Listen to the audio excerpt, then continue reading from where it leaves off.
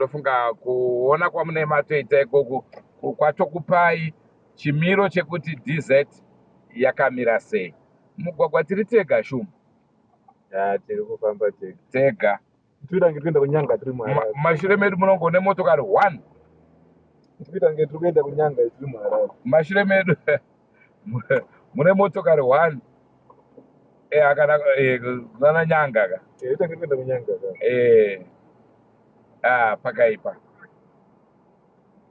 Ndo dziva rasekwa yatiri pari zvino. Muri kuzviona vanhu vari kuzvifambira. Vetsoka aiwa idzi. But still nhamba yevetsoka yacho ndoona kuti zvasiyana, masamba asiyana.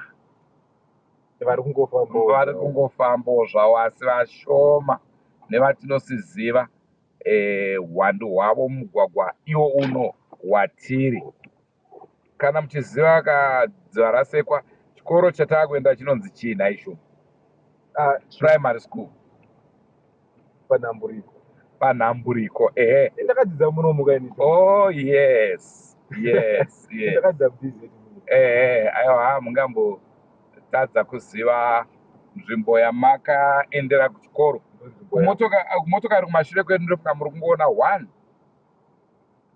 iri kutiteera iyo. Ndandowanzoda kuteerwa kana nemotokari, handizvifariri. Ndoda kuti kana achiovateka ngaaovateke. Nyaya yekuramba munhu ari mumashure mangu. Apo ndo panhamburiko primary school. Regai tidongororo hedu kuti vana varimo here. Gedhi rakatovharwa. Nhamburiko primary school gedhi rakavharwa. Chikoro chakavharwa. Hapana, it's not business as usual. Ndofunga uri kuona mwana wechikoro 1 sofa, avo vamwe 2 avo vanenge vangaita ushingi hwekuenda kuchikoro asi vakudzokera kudzimba dzavo. Hakuna kudzidza kuri kuitika muzuva ranhasi. Regai tiende pachikoro chamakadzidza kashumba. Mufakose dziva rasekwa 1 hai.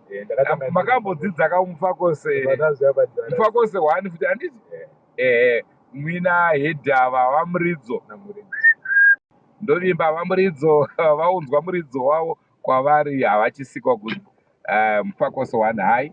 Iye zvino tasvika kapa dziva rasekwa 1 hai. Tinoda kuona kuti padziva rasekwa 1 hai gedhi rakavharwa. Kuvharwa kwokuti vana havasi kuenda kuchikoro here kana kuti zvakamira sei.